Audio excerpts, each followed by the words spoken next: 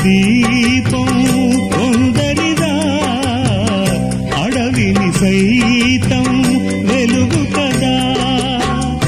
ఎల్లలు లేని చల్లని గాలి అందరి కోసం అందును కాదా ప్రతి మదిని లేపే ప్రభాతరాగం పదే పదే చూపే ప్రధాన మార్గం